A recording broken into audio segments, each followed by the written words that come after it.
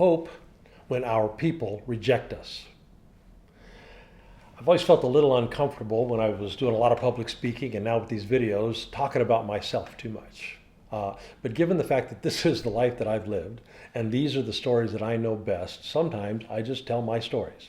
But because I feel that discomfort, I will refer to myself sometimes as a leader or a guy I know. Well, I tell you that because I did it in the last episode. I was the guy who chased away 2 of the 3 biggest donors. And I tell you that now because there's more to the story that I need to tell you. Because after 10 years of reimagining our meaning-making story, I wrote a book about what we learned along the way, which got me called to denominational headquarters in Los Angeles for a heresy trial and got me excommunicated. There was all the drama that you would expect from a heresy trial. I was prejudged. I was not given a fair hearing. There was some chicanery running in the background, a little bit of dirty pool. Old grudges were poisoning the well. It was a whole ugly thing. But it was a whole ugly thing that I would not trade for anything. The process opened my mind and opened my heart, and it gave our community collectively a deep freedom to explore broadly. Again, wouldn't trade it for anything. But that is not to say being rejected by our people is not painful. It is. It was. So today, a few principles I learned holding on to hope when our people reject us. So, back to Jan Hus's story. He's been years calling out corruption, calling for reform, years of serious pressure to shut him up, to shut him down. And now he is summoned to the Council of Constance, a large gathering of church authorities ostensibly to talk about the very corruption that Hus has been calling out. So he's asked to come to contribute. And he's promised safe passage if he will. He's guaranteed protection by the Holy Roman Emperor himself. So he went. Hopefully, maybe, truth will be heard. But no. Right after the council, he's arrested, imprisoned, isolated, cut off from his friends. His books are burned, his reputation smeared. He's put under even more pressure. He's declared a heretic, excommunicated, isolated, executed. Now, I did not like being excommunicated. I did not like being maligned or misrepresented. But I will say this, nobody ever suggested burning me at the stake. So for today, when we do access that deep love we talked about in the last episode, that love for truth and goodness and beauty, when we love the world as it could be, being rejected by our own people, it happens a lot, depressingly a lot. Begin to reimagine what spiritual community could be. Invite in those who have been kept out. Begin to stand fiercely for reform or change. Build a spirituality on a more life-giving, meaning-making story. And being rejected by our own people, it happens a lot. So, some things I learned going through it. Tap into the deep love, the deep hope, the do the right thing hope. That does not guarantee that our good efforts will be appreciated. Start questioning some established dogma. Don't ostracize the people our group says should be ostracized. Prioritize grace and mercy over institutional conformity, and we become dangerous to the system, which, sure enough, triggers a system reaction. The system is a well-oiled machine. It survives on predictability. It survives on compliance. It expects loyalty to the ways of the system. Consequently, start thinking differently, start acting differently, loving differently, and we become marked. Our presence becomes a destabilizing threat. Doesn't matter that we're acting in love. Doesn't matter that we're acting nobly or honestly or courageously. We just are dangerous. So the system doesn't simply ignore us. The system intentionally isolates us. It tries to contain the poison before that poison can spread. So we are labeled. Our motives are questioned.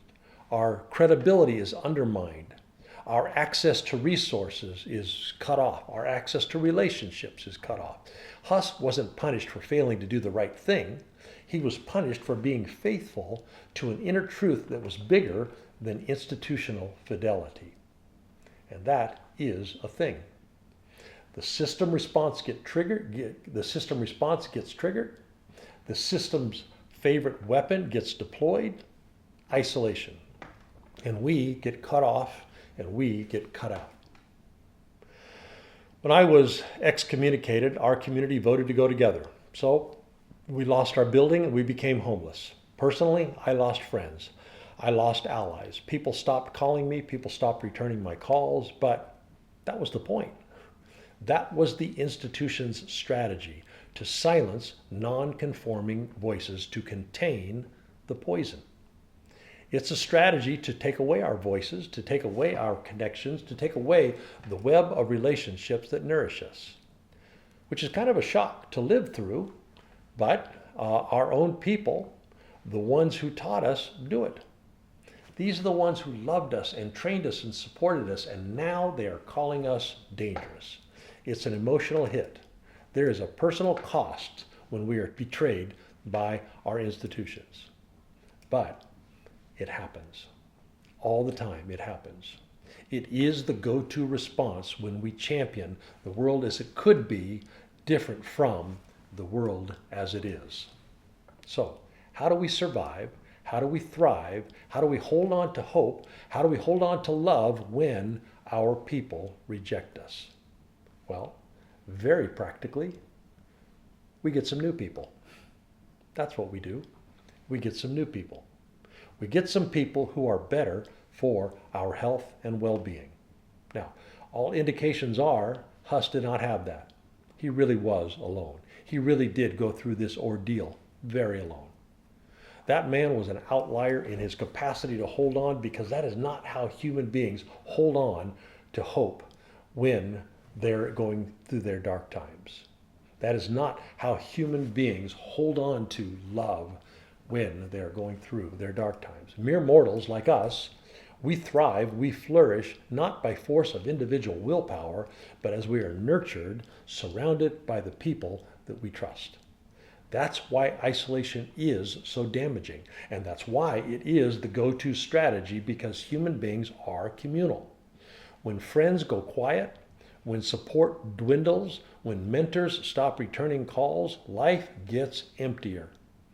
And strength and resilience get harder to sustain. Our self-talk goes dark. Am I the only one who sees this? Do I really think that I am right and everybody's wrong? Do I really have truth and goodness and beauty?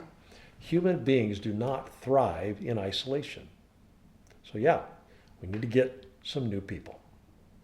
Now, in my own story, I had an advantage, a built-in web of relationships of our own community. We went through rejection by our people together. But that's not the norm. When we lose our people, we are forced by necessity to rebuild new networks of relationship, which can be the best thing for us.